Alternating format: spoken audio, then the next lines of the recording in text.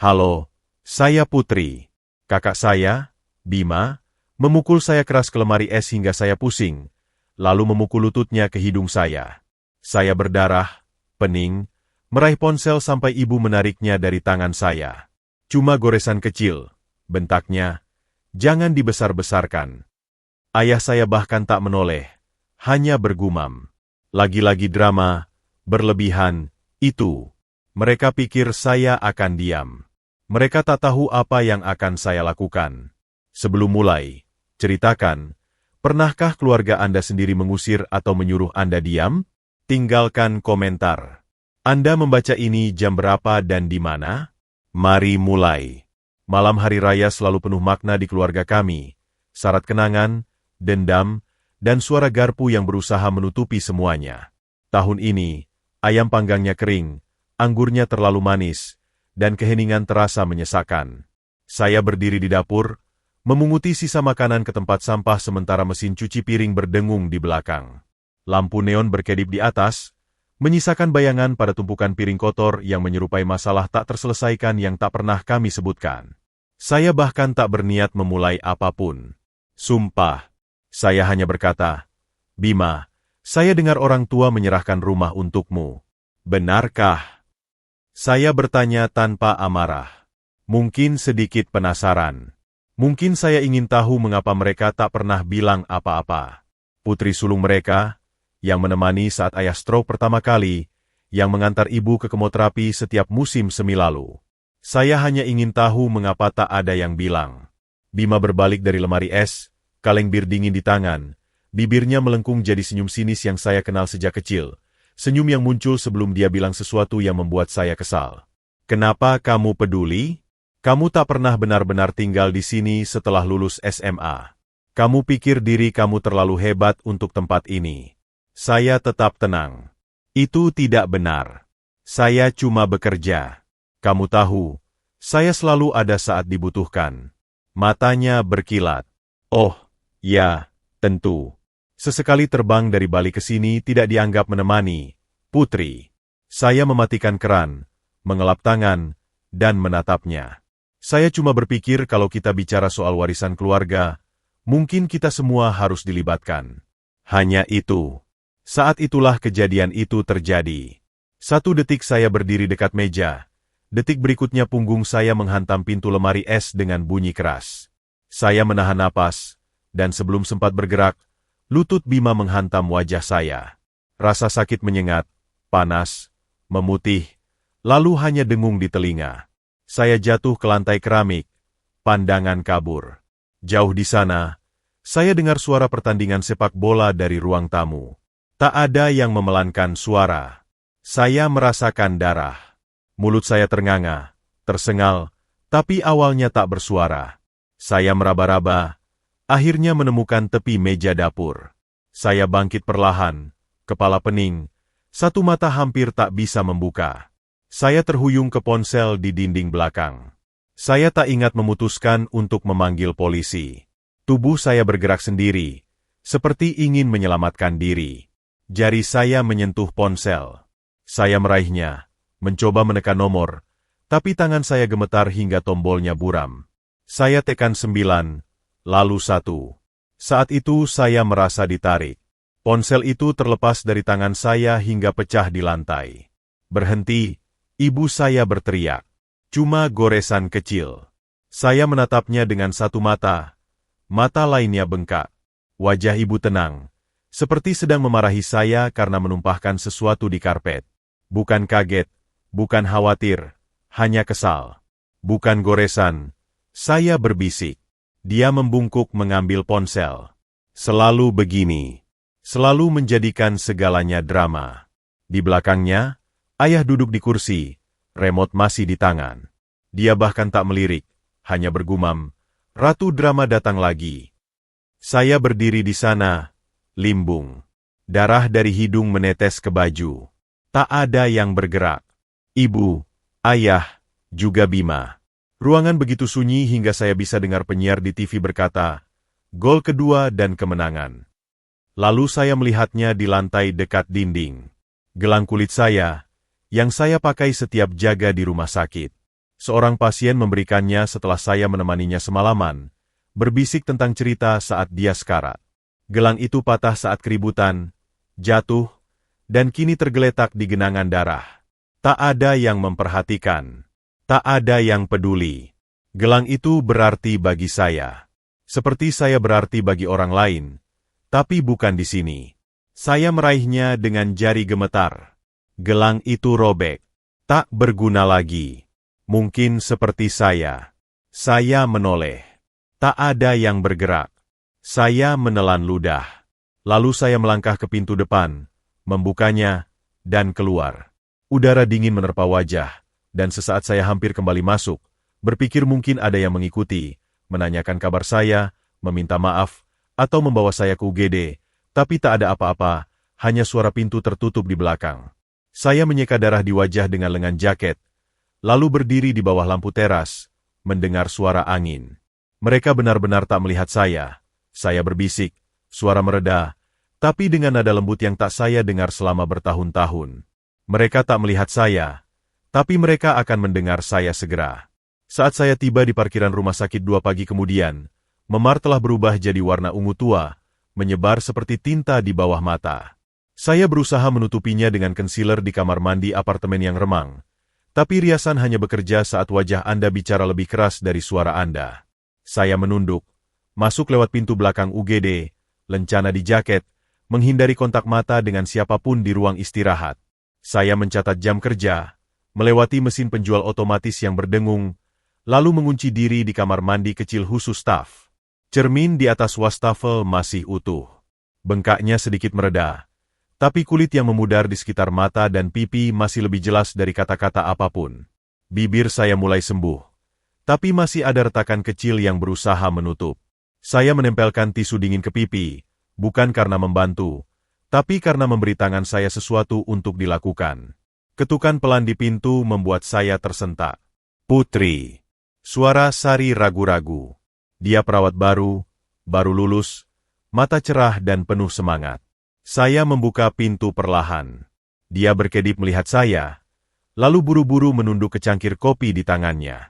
Maaf, aku tak bermaksud mengganggu, katanya, lalu menambahkan pelan. Kamu aman, kan? Saya tak langsung menjawab. Dia tak bertanya, ada apa? Dan saya sangat menghargainya. Bukan rasa ingin tahu, tapi kepedulian. Ya, saya berbohong, menyilangkan tangan. Cuma terpleset di tangga belakang. Batu licin. Sari menyerahkan kopi. Nih, aku kira kamu pasti lelah. Kamu selalu yang pertama mengangkat telepon, bahkan di hari raya. Saya mencoba tersenyum. Terima kasih. Manis sekali. Kami berjalan ke ruang istirahat, di mana beberapa orang lain sedang beristirahat sebelum shift. Joko, perawat trauma, mengangkat alis tapi tak berkata apa-apa. Dia mengangguk ke arah saya. Itu semacam tanya kabar diam-diam yang biasa dilakukan orang-orang di bagian pemeriksaan saat tak tahu cara bertanya langsung. Keakraban dari orang-orang ini, yang bukan keluarga, mengejutkan saya. Mereka yang membawa roti untuk saya di shift panjang, yang ingat ulang tahun saya, yang tahu cara saya minum kopi. Mereka tak banyak bertanya, tapi mereka melihat saya, setidaknya lebih jelas dari keluarga saya. Di istirahat pertama 10 menit, saya duduk di bangku dekat loker dan akhirnya memeriksa ponsel. Sudah 2 hari sejak hari raya. Tak ada panggilan tak terjawab. Tak ada pesan suara. Pesan? Saya tak terkejut. Saya gulir ke bawah. Ada satu pesan. Lestari, jangan bikin masalah. Kamu tahu Bima seperti apa? Lupakan saja. Saya menatap layar. Lupakan saja. 5 kata itu lebih berat di dada saya daripada lutut kakak saya. Saya tak tahu apa yang saya harapkan darinya. Mungkin tak ada apa-apa. Mungkin bukan ini. Bukan pengingat bahwa bahkan kakak perempuan saya melihat saya sebagai masalah, bukan memar. Saya duduk dan menatap ubin kosong berbintik. Lalu, seperti memori otot, kenangan lama muncul dari kedalaman. Saya 9 tahun. Bima 13 tahun. Kami di luar, di rumah lama kakek nenek. Saya memakan kue pop tart terakhir. Dia mengunci saya di gudang belakang, Tertawa keras saat saya memukuli pintu. Panas. Saya berteriak. Saya menangis. Tak ada yang datang. Beberapa jam kemudian, mereka akhirnya menemukan saya, penuh debu dan gigitan nyamuk. Orang tua memarahi saya karena nakal. Ibu tertawa. Ayah bilang saya terlalu sensitif. Malam itu saya diam. Seperti sekarang saya tak akan bicara lagi. Kembali di UGD, saya menyelinap ke ruang loker. Bukan karena butuh apa-apa, tapi karena butuh udara. Saya duduk di atas ember terbalik, mengeluarkan buku catatan kecil dari saku, dan membuka halaman kosong. Saya mulai menulis. 28 November 2024. Benar. Memar di pelipis. Luka kecil 6,5 cm di bibir bawah dan nyeri punggung atas. Mungkin memar akibat benturan. Diserang oleh saudara kandung di acara keluarga. Saya berhenti.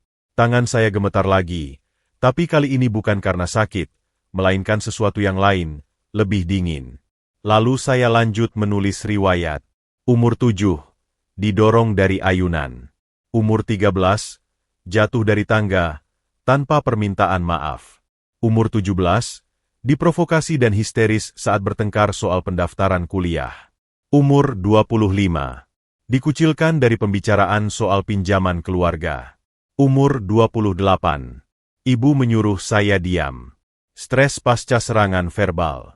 Wajah memar kini bersinar. Saya membalik halaman dan terus menulis. Daftar itu semakin panjang. Untuk pertama kalinya, saya melihat semuanya di satu tempat. Bukan peristiwa terpisah, tapi rangkaian. Jika saya mencatat kasus ini seperti di rumah sakit, pasti ada yang menandai, turun tangan, dan mempercepat proses. Tapi karena ini cuma urusan keluarga, itu tak dianggap. Lampu neon di atas berderit. Di luar pintu, seseorang berteriak kode biru. Saya berdiri, menyimpan buku catatan, dan kembali ke dunia yang membutuhkan saya. Setelah shift, saya duduk di mobil beberapa menit sebelum pulang. Langit kelabu seperti wol baja, pertanda hujan. Saya merogoh tas dan mengeluarkan gelang berdarah kering. Saya membungkusnya dengan perban dari kotak P3K. Tangan saya kini mantap. Saya menatapnya kecil di telapak tangan dan berbisik. Bukan untuk orang lain, hanya untuk diri sendiri. Ini berhenti di sini. Saya tak akan membiarkan ini berlanjut ke generasi berikutnya. Saya diam saat parkir di depan rumah orang tua. Suara kerikil di bawah ban seperti peringatan. Tapi saya bilang pada diri sendiri bahwa saya hanya mengantar belanjaan. Itu yang diminta ibu. Telur, susu, krim oat spesial yang dia suka untuk teh. Tak lebih, tak kurang. Saya menekan bel sesuai kebiasaan, meski masih punya kunci. Tak ada jawaban. Saya masuk sendiri. Rumah itu masih berbau sama. Aroma pembersih lemon dan potpourri yang berusaha wangi seperti mawar. Tapi udara terasa lebih dingin, lebih berat. Saya melepas sepatu di pintu seperti biasa, lalu masuk ke dapur, tempat cahaya menyelinap lewat renda. Ayah duduk di meja membaca koran seolah saya tak ada. Halo, Yah, saya pelan. Dia tak menoleh. Langkah di lorong. Bima. Dia lewat begitu saja, menyenggol bahu saya tanpa sepatah kata. Masih aroma parfum menyengat itu dan suara sepatunya di ubin. Matanya melintas di wajah saya. Memar kini memudar, kekuningan, tapi dia tak berkedip, tak berhenti. Ibu akhirnya muncul, mengelap tangan ke lep piring. Sudah sampai, katanya riang seolah saya baru dari kebun. Masukkan susu ke kulkas. Ya. Saya mengangguk, membuka tas belanja. Dia melangkah, melirik saya sekilas. Bima beruntung masih tahan denganmu, katanya dengan senyum santai hingga saya tak yakin apakah dia menyakiti saya. Saya tak menjawab, hanya meletakkan susu agak keras. Saya bilang saya perlu mencari sesuatu di loteng. Selimut bayi tua yang saya pikir masih ingat saat saya sakit. Dia melambai, kini fokus memotong wortel ketimbang bertanya mengapa saya butuh kenyamanan dari sesuatu berusia 20 tahun. Loteng lebih panas dari ingatan saya. Tangga tarik berderit, dan saya naik perlahan, hati-hati agar tak menyenggol bahu. Saya masih lemah. Debu beterbangan seperti kenangan lama yang ingin dilupain. Kotak berserakan. Dekorasi hari raya, buku tahunan lama, tas pakaian yang tak pernah dikirim ke panti asuhan. Saya melihat peti usang di sudut, terjepit antara pohon Natal palsu dan kotak bertuliskan porselen hari raya. Ditutup peti, tulisan anak-anak, mungkin punya saya, bertuliskan keluarga 1989 hingga 2001. Saya menarik peti itu. Kuncinya sudah rusak. Di dalamnya ada album, dibungkus plastik tebal, beberapa lengket karena panas. Saya membuka yang paling atas. Halaman pertama, ibu hamil Bima. Lalu langkah pertama Bima, kostum Halloween, wisuda, piala sepak bola SMA, halaman demi halaman, hidupnya dipamerkan seperti di museum. Saya di mana? Saya mencari wajah saya, senyum saya, tanda apapun bahwa saya pernah tinggal di rumah ini. Beberapa foto keluarga, hari raya, Natal, tapi saya tak ada di sana. Perut saya mengerut. Lalu saya menemukannya. Album setengah terbakar di pinggirnya. Sampulnya melengkung karena panas atau mungkin lembab. Saya membukanya hati-hati. Foto-foto robek dengan sembarangan. Masih ada serpihan di sudut, tapi satu halaman utuh. Setengah foto, hanya pinggir kue ulang tahun, berlapis krim merah muda, dan di sudut, tulisan anak-anak dengan spidol ungu. Hari Putri dengan hati kecil. Saya menatapnya, menahan napas. Saya ingat kue itu. Krim stroberi keju. Saya memohon untuk itu, lalu tiba-tiba ingat hari itu. Bima ingin pita merah muda di gaun saya. Saya menolak. Saya sembunyikan di keranjang cucian di lorong. Dia menemukannya, merobeknya dari kain, lalu mendorong saya ke lemari kain, menutup pintu keras. Pintu terkunci dari luar. Saya 8 tahun. Awalnya saya berteriak, menendang, lalu menangis, lalu berbisik, lalu merintih. Panas membuat saya pusing. Saya ingat meringkuk di tumpukan handuk, pipi menempel di lantai. Saya tak ingat kapan tertidur, tapi saya ingat suara sepatu hak tinggi. Ibu saya melihat bayangannya lewat celah pintu. Dia berhenti lalu pergi. Hingga pagi tak ada yang datang. Saya tak ingat siapa yang membuka pintu, hanya ingat cahaya menyilaukan mata dan bau keringat asam, lengket, bercampur ketakutan di gaun saya. Kembali di loteng, tenggorokan saya tersumbat. Tapi kali ini, saya tak menangis. Saya perlahan melipat album robek itu, menjepitnya di bawah lengan menuruni tangga. Saya tak pamit. Saat tiba di apartemen, senja telah turun. Langit di luar jendela bersinar merah muda lembut, tapi di dalam semuanya kosong. Saya meletakkan album di meja kopi, lalu ke lemari pakaian. Dari rak atas, saya menarik kotak sepatu. Di dalamnya ada kertas-kertas, foto, catatan medis, gelang berdarah kering, catatan dari Bima yang diselipkan di bawah pintu kamar saya. Kamu tak pantas menghirup udara ini. Saya tak membuang apapun. Malam ini saya mulai menempelkannya di dinding. Satu persatu, memar di sini, foto di sana, kenangan yang dicoret-coret. Saya mundur, menyilangkan tangan. Setengah foto dari ulang tahun ke-8 saya kini di tengah, disematkan di bawah selotip. Pena spidol berderit saat saya menulis judul. Permintaan diam. Saya mundur, menatap dinding sejenak, kenangan, foto, bekas luka kini tersusun seperti puzzle. Tangan saya meluncur di salah satu foto tertua, lalu jatuh ke samping. Saya tak ingin melihatnya lagi. Saat itu ponsel berdering. Sayang, dari ibu, suaranya hampir terlatih. Makan malam besok, ya? Bima dan Citra akan ada di sana. Kita bisa melanjutkan. Lanjut, ya. Jari saya mencengkeram ponsel. Wajah saya masih sakit karena memar yang memudar. Paha saya masih nyeri karena meringkuk di loteng. Hati saya hancur. Tapi ada sesuatu di dalam diri saya, mungkin sesuatu yang naif, ingin percaya. Saya datang, saya bilang. Sore berikutnya, saya mampir ke toko bunga dan memilih setangkai tulip kuning pucat. Saya tak tahu kenapa. Mungkin kebiasaan, atau harapan terselubung. Saat tiba di rumah mereka, lampu teras sudah menyala, meski matahari belum terbenam. Di dalam, aroma daging panggang menyebar, bercampur sesuatu yang menyengat. Lagi-lagi lemon. Ibu di dapur, merapikan celemek dan menambahkan bumbu terakhir. Lipstiknya sedikit tebal, seperti dia berperan sebagai pembawa acara di klub pedesaan. Dia berbalik saat melihat saya. "Kamu kelihatan lebih baik," katanya. Senang bengkaknya sudah hilang. Sebelum saya bisa menjawab, dia sudah kembali ke oven. Saya mengikutinya ke lorong, tempat cahaya lebih redup. Saya mengangkat bunga di depan seperti doa damai. Suara saya datar. Hari itu saya di loteng. Ada album tua, bertahun 1989 hingga 2001. Foto saya hilang. Bahunya menegang. Dia tak menatap saya. Apa Bima yang melakukan itu? Dia meletakkan sendok. Dia selalu memperberat segalanya.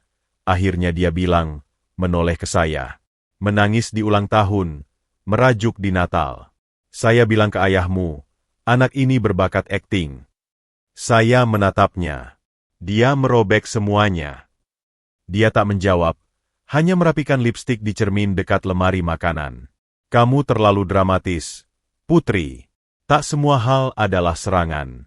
Kamu merusak banyak hari raya dengan tangisanmu, hingga saya tak bisa menghitung. Saya membuka mulut, tapi tak bisa bicara. Saya harus menghabiskan roti ini, katanya, melintas melewati saya. Tak ada maaf, tak ada rasa bersalah, hanya bertahun-tahun diam dalam senyum mampat. Saat makan malam dimulai, meja disusun seperti di majalah, pisau garpu rapi, gelas kristal tersusun sempurna. Tunangan Bima, Citra, duduk bersama orang tua, berbisik tentang tur kebun anggur di Bogor.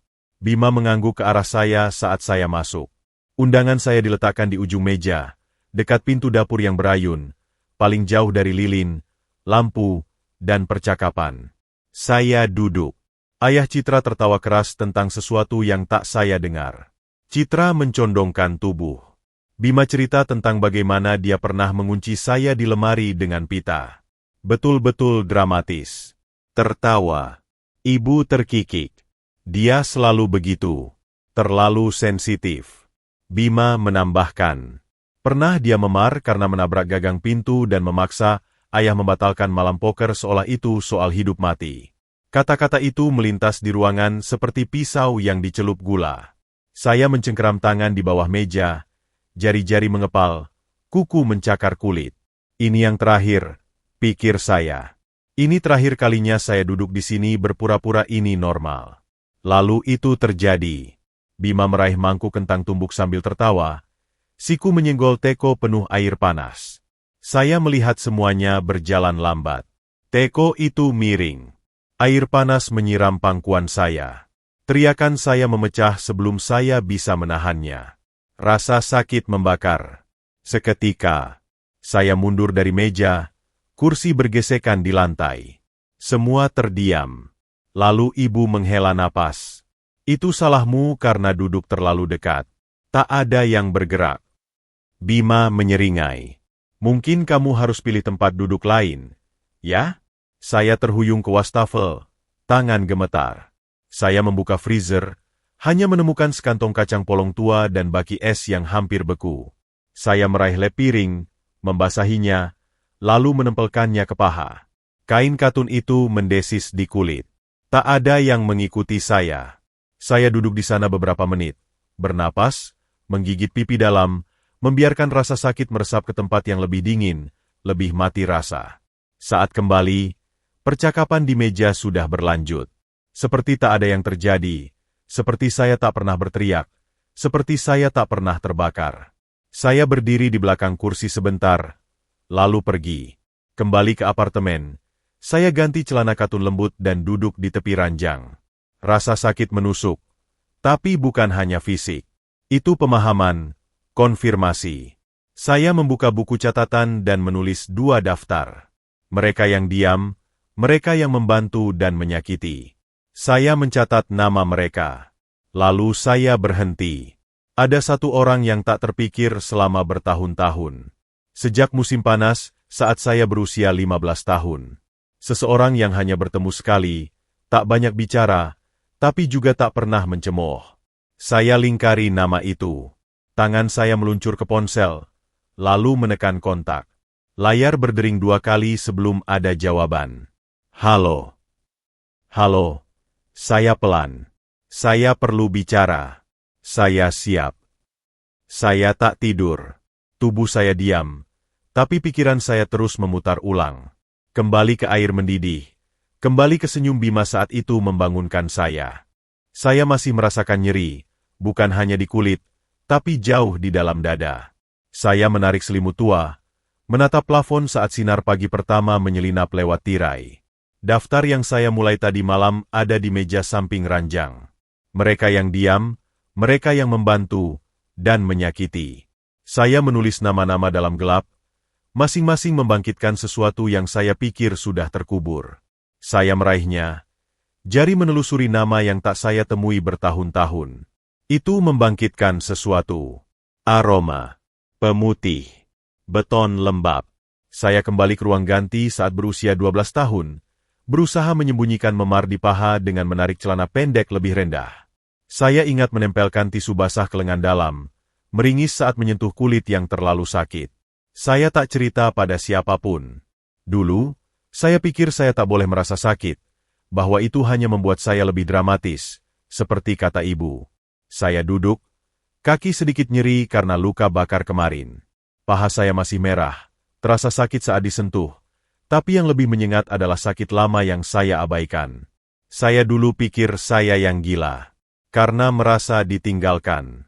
Karena menangis saat foto saya dipotong dari album. Karena berpikir diam bisa jadi senjata. Ponsel di meja samping berdering. Pemberitahuan kalender. Tak ada yang mendesak. Hanya pengingat untuk memeriksa kotak surat sebelum tengah hari. Kebiasaan lama dari tahun-tahun melewatkan tenggat saat bekerja lepas.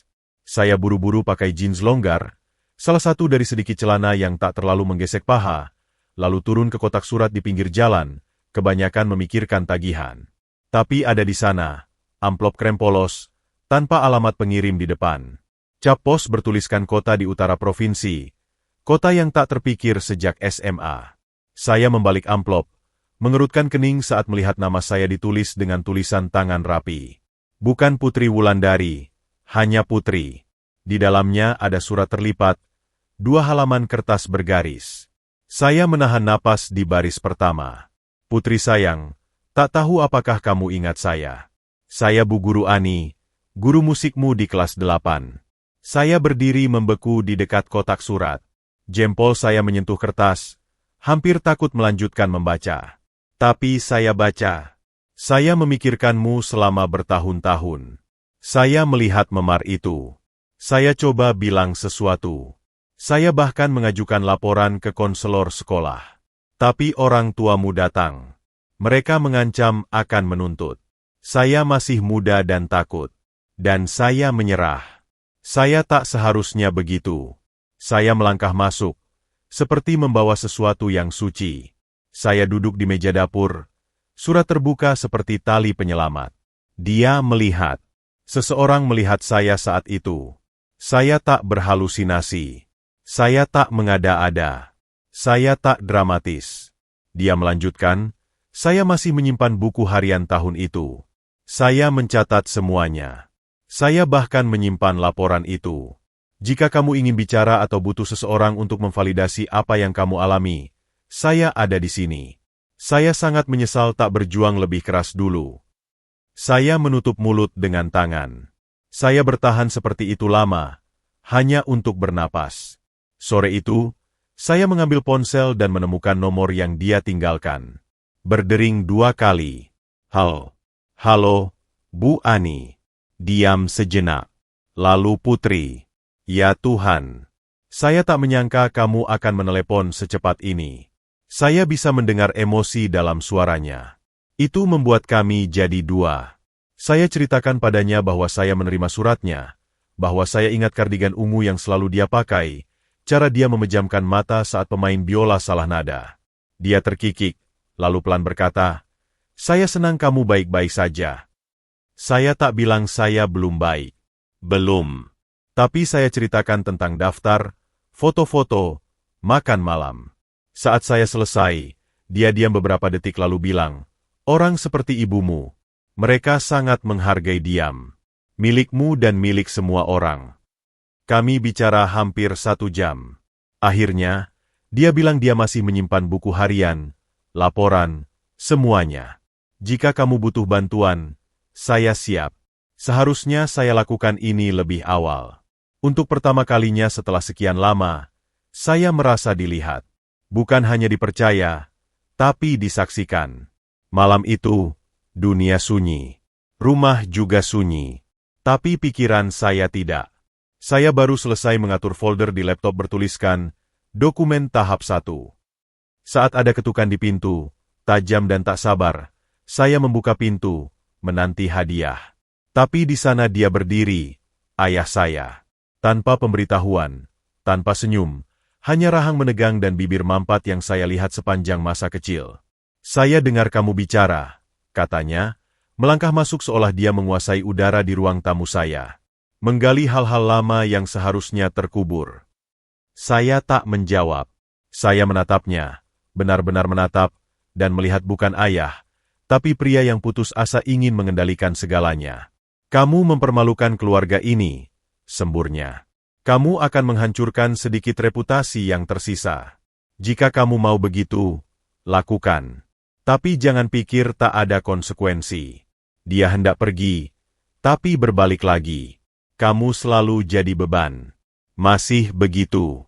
Tak peduli pengacara mana yang kamu pikir akan menyelamatkanmu." Lalu dia menutup pintu keras. Saya berdiri di sana, dada berdegup, bukan karena takut, tapi karena kebebasan. Mendengar itu diucapkan, sesuatu yang selama ini mencekik terbuka. Saya duduk di meja, menyeka pipi, dan berbisik. Mereka tak pernah mencintai saya. Mereka hanya mencintai kekuasaan atas saya. Saya meraih laptop.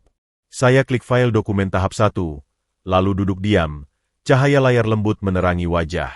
Di luar, matahari mulai terbenam, menyisakan garis-garis emas lewat tirai. Saya tak langsung bergerak. Tangan saya melayang di atas keyboard, seperti menyelesaikan tindakan itu telah membebaskan sesuatu di dalam yang belum saya hadapi. Jadi saya berdiri, masuk ke dapur, dan menuang segelas air. Tenggorokan saya kering, tapi saya hampir tak minum. Saya menatap meja dapur, masih tenggelam dalam gema kata-kata ayah tadi malam. "Kamu tetap beban kami." Dia tak bilang, "putri." Dia tak bilang, "keluarga." Hanya, "beban." Kembali ke ruang tamu, saya mengambil hard drive cadangan lama, perangkat perak berdebu yang tak tersentuh sejak sebelum ponsel pintar menguasai hidup. Itu tergeletak seperti relik terlupakan di ujung rak buku. Saya berniat menghapusnya untuk mengosongkan ruang, tapi rasa ingin tahu kini memandu. Saya mencolokkannya, tak berharap banyak. Awalnya, itu berantakan seperti biasa. Foto wisuda, tagihan, beberapa selfie buram dengan teman sekamar kuliah yang tak lagi saya hubungi. Saya hampir menutup jendela saat melihat folder di antara file yang salah label. Bernama PWP 204. Saya tak ingat membuatnya. Saya klik untuk membukanya. Itu dia. Foto-foto yang tak saya ingat pernah ambil. Foto-foto yang pasti saya kubur secara harfiah dan kiasan. Wajah saya bengkak. Memar di tulang selangka menyebar ke tepi kulit. Lengan saya berbintik ungu marah. Mata saya kosong, pasrah, seperti menerima luka. Setiap foto tua, tak diedit, seperti bukti bahwa saya tak berhalusinasi. Saya menatap layar, kaku. Dada saya sesak. Bukan ketakutan. Bukan malu lagi. Itu kejelasan. Saya telah mendokumentasikan kebenaran. Dan di suatu titik, saya meyakinkan diri bahwa itu tak nyata. Bahwa saya hanya melebih-lebihkan kata-kata yang mereka gunakan. Saya tak berhalusinasi. Saya berbisik ke ruangan sunyi. Saya mendokumentasikannya dan lalu lupa. Selama 1 jam berikutnya, saya menyalin semuanya ke folder terenkripsi. Lalu, hampir tanpa berpikir, saya membuka Cloud Drive, membuat folder baru, dan menamainya proyek saksi. Rasanya seperti menarik garis di pasir. Bukan karena ingin balas dendam, tapi karena saya ingin ini berhenti. Dan mungkin, hanya mungkin, Saya ingin bisa bilang, ini terjadi pada saya. Dan itu tak pernah baik-baik saja. Saya masih menatap bilah unggah saat ponsel berdering. Nama di layar membuat saya menahan napas. Rina Maulida. Kami tak bicara bertahun-tahun. Sejak kami masih canggung, memakai kawat gigi, bermain lompat tali di jalan. Kini dia menelepon dari Bandung. Sudah menikah dan punya anak. Hidup jauh dari kota kecil kami. Saya menjawab, "Halo Rina, Putri, halo." Suaranya ragu, tak yakin apakah harus menelepon. Kedengarannya aneh, "Tapi kamu ada waktu." Saya melangkah ke jendela dan bersandar di kusen. "Bisa, ada apa?" Dia menghela napas. "Kamu tahu keponakan saya, Lila, kan?" Saya berhenti. Tak bisa bilang tahu. "Kenapa?" "Sekarang dia di rumah orang tuamu. Kakak saya ditugaskan dan ibumu menawarkan bantuan. Dia bilang kangen punya anak kecil di rumah." Awalnya saya pikir itu manis. Mulut saya kering. "Tunggu, sudah berapa lama dia di sana?" "Sekitar 3 minggu. Tapi Putri, Lila bilang sesuatu yang aneh pagi ini. Dia bilang kakakmu mendorongnya." Saya berdiri tegak. "Apa?" "Dia bilang kakakmu menyuruhnya jangan lebay seperti Putri. Dia bilang dia pura-pura." "Putri," dia menangis. Pergelangan tangannya bengkak. "Saya pikir harus menghubungimu karena saya ingat beberapa hal." Saya duduk. Kaki saya limbung. "Dia 8 tahun. Rina melanjutkan. "Seperti kita dulu." Saya pikir mungkin saya salah. Mungkin tak ada apa-apa. Mungkin cuma main-main. Tapi Lila tak berbohong. Dia bukan tipe anak seperti itu. Keheningan menyelimuti kami. Dia bilang kakak saya mendorongnya. Betul. Dan mereka pakai nama saya untuk mempermalukannya. Betul. Panas perlahan, mendalam, menyebar di dada saya. Bukan kepanikan, bukan pusing seperti saat ayah berteriak. Tidak, kali ini beda. Tajam, terkendali, mantap. "Maaf kalau ini membangkitkan sesuatu," Rina buru-buru menambahkan. Tapi saya tak tahu tanya ke siapa lagi. "Tidak," saya bilang, "kamu benar menghubungi saya." Setelah menutup telepon, saya duduk lama. Folder foto masih menyala di jendela lain di layar. Itu terjadi lagi. Pola lama yang sama, kata-kata lama, anak lain, rumah lama, tangan lama. Dan begitu saja, pertanyaan lama muncul kembali. Rasa sakit yang saya kubur dalam terapi dan diam. Haruskah saya bicara dan mempertaruhkan ancaman, penyangkalan, permainan kotor mereka lagi, atau diam dan membiarkan anak lain belajar diam seperti saya dulu? Saya menatap layar dan berbisik lebih ke diri sendiri. Apakah saya akan jadi wanita yang saya harapkan ada di sisi saya? Rumah itu tampak sama. Mungkin lebih gelap, sedikit retak di sudut, tapi masih membawa aroma penyangkalan, kebohongan bertumpuk, dan terlalu banyak percakapan yang tak pernah terjadi. Saya berdiri di pintu depan dengan kue persik buatan sendiri, masih hangat, dibungkus rapi dalam lap piring bersih. Resep yang selalu disukai ibu. Saya memanggang dengan tangan mantap, bukan karena dermawan, tapi karena saya perlu tampak tenang, tak menakutkan, seperti Putri yang bisa mereka abaikan. Saya menekan bel sekali dan menunggu. Saya tak ingin masuk tanpa pemberitahuan. Bukan hari ini. Bukan saat saya menyembunyikan sesuatu yang lebih tajam dari kue di bawah lengan. Ayah menjawab, "Wah, lihat siapa yang akhirnya selesai merajuk." Suaranya masih merendahkan. Senyum sinis terselip di kata-katanya. Saya tersenyum. Tak lebar, tapi cukup. Saya pikir saya harus mampir menjenguk Lila. Dia melangkah ke samping, dan saya masuk. Rumah berbau rosemary dan bawang. Ada sesuatu di oven. Ibu sedang menata meja. Empat-empat duduk seolah tak ada yang berubah. Seolah mereka masih keluarga sempurna. Ibu menoleh dan kaku saat melihat saya. Lalu matanya tertuju pada kue. "Persik?" tanyanya. "Baru dari dapur ibu." Dia mengangguk. Seperti memberi saya poin dalam permainan yang tak saya minta. "Letakkan di dekat jendela." Makan malam hampir selesai. Saya menuruti, memainkan peran yang membuat mereka nyaman, patuh, diam, bersyukur bisa kembali ke orbit mereka. Kami duduk mengelilingi meja seperti aktor di panggung. Kursi yang sama, dekorasi tengah yang sama, bahkan lilin berkelip yang selalu mereka keluarkan untuk makan malam mewah. Baru saat ini kulit saya gatal mengingat tempat memar terbentuk. Tepat di sudut meja tempat saya pernah terbentur bahu saat menghindar pukulan. Udara penuh obrolan ringan. Ayah tanya soal lalu lintas. Ibu menawarkan kentang. Saya mengangguk, tersenyum, ikut bermain. Lalu saya meletakkan garpu. Saya menemukan sesuatu. Saya pelan, mata tertuju pada piring. Di hard drive lama. Foto dengan cap waktu jelas. Tangan ayah terhenti di tengah jalan ke mulut. Garpu ibu berdenting di piring. Saya menatap keduanya. Kalian punya 72 jam. Saya bilang datar. Bicarakan kebenaran di depan umum, atau saya yang akan bicara. Tanpa nada tinggi, tanpa emosi yang bisa mereka sebut histeris, hanya fakta. Dingin, terkendali, dan terampil.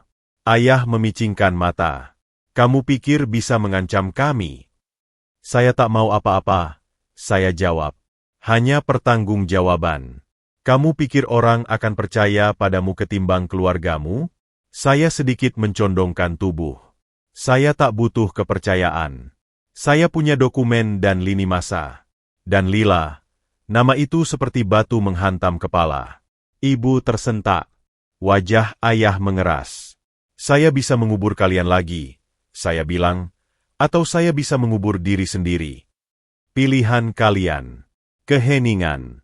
Lalu langkah kaki ringan mendekati ruang makan. Lila. Dia berdiri di pintu, memegang pensil warna dan buku mewarnai, mata terbuka lebar. Sebelum saya sempat bicara, ibu berteriak. Sudah saya bilang apa tentang Lila jatuh? Suaranya kini melengking. Kamu mau berakhir hancur seperti dia? Selalu mengintip begitu. Lila kaku. Setiap inci tubuh kecilnya menegang. Bibir bawahnya gemetar, dan dia mundur tanpa kata seperti menyentuh sesuatu yang panas. Saya perlahan berdiri, serbet masih di pangkuan. Saya menatap ibu. Kamu baru saja mengonfirmasi semua yang saya butuhkan. Mulutnya terbuka lalu tertutup. Saya tak pergi. Bukan seperti yang mereka pikir. Saya tak membuat keributan, tak menangis atau berteriak. Sebaliknya, saya masuk ke dapur. Udara di dapur lebih hangat. Aroma kue samar di sekitar saya. Saya membuka laci atas dekat kulkas dan meraih ke belakang. Cangkir teh lama saya masih ada, porselen putih dengan sulur hijau di sisinya, cangkir yang saya gunakan setiap malam sebelum tidur saat masih tinggal di sini, sebelum semuanya retak. Saya pelan memasukkannya ke tas, menutup resleting. Kembali ke lorong, saya melirik kamar Lila sekali. Pintu sedikit terbuka. Mereka masih pikir saya mengada-ada. Saya berbisik. Saya menyelinap keluar rumah. Ringan seperti saat masuk, cangkir teh tersimpan rapi di tas seperti kenangan yang akhirnya kembali. Saya tak repot pamit, biar mereka pikir saya mengada-ada. Malam itu, saya tak tidur. Saya duduk di tepi ranjang, laptop terbuka, mata terpaku pada file rekaman yang tersimpan dari bulan lalu. Itu suara Lila, kecil, tersendat, ketakutan. Bu, tolong. Saya tak sengaja menjatuhkannya. Jangan tinggalkan saya lagi. Lalu suara ibu saya. Dingin. Jelas. Yah, kalau kamu nurut dari awal, kamu tak akan dihukum. Sudahlah. Saya menutup file. Saya tak menangis. Tak lagi menangis. 2 hari kemudian, saya masuk ke rapat Dewan Sekolah Komunitas. Rapat diadakan di Balai Kota, hanya setengah penuh. Jenis pertemuan di mana semua orang tersenyum kaku dan menyeruput air sedikit demi sedikit. Orang tua saya duduk di baris depan, tangan bertaut, mata fokus menanti penghargaan warisan komunitas untuk dekade pengabdian pada program remaja. Saya menemukan tempat duduk di belakang. Menunggu. Ketua Dewan memulai dengan pujian umum tentang kontribusi mereka, kepemimpinan di Dewan Orang Tua, dan reputasi mereka dalam membesarkan anak-anak tangguh. Saat akhirnya dia berhenti dan bertanya, "Ada yang ingin berbicara?" Saya berdiri. "Hanya satu hal," saya bilang. Suara saya tenang, tapi menggema di ruangan. Sebelum memberikan penghargaan, ada yang harus kalian dengar. Semua menoleh. Ibu berbalik cepat. Ayah bersandar di kursi, tangan perlahan disilangkan. Saya melangkah ke podium kecil, mengeluarkan flash drive, dan mencolokkannya ke laptop. Tanpa pengantar, saya hanya menekan play. Rekaman diputar lewat speaker. Suara Lila serak, memohon, penolakan dingin dari ibu saya. Keheningan berat, terasa menekan dada. Nafas tersengal. Seseorang di depan mengeluarkan suara kecil, "Ya Tuhan." Seorang guru di baris ketiga menutup mulut dengan tangan. Wajah ibu pucat. Ayah duduk kaku, rahang mengatup. "Saya Putri," saya bilang saat rekaman selesai. Putri mereka, adik Lila, yang juga diusir saat menangis. Saya sudah menunggu bertahun-tahun. Terlalu lama. Lalu suara lain terdengar dari samping. "Saya melaporkan memar di lengan Lila musim semi lalu," kata Bu Yuni, guru musik Lila, pelan. Tak ada tindak lanjut.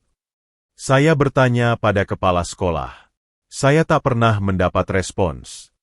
Lalu satu lagi. "Kami tetangga mereka," kata seorang pria di belakang saya. "Setiap Sabtu, kami dengar teriakan. Kami pikir orang lain akan bicara." Ruangan tak lagi sopan. Saya tak bersuara. Saya hanya bilang, "Saya sudah cukup menunggu." Ibu tampak seperti akan pingsan. Mulut ayah berkedut, marah sekaligus panik. Lalu dia tiba-tiba berdiri, mengeluarkan kertas terlipat dari jaket, dan melangkah ke depan ruangan.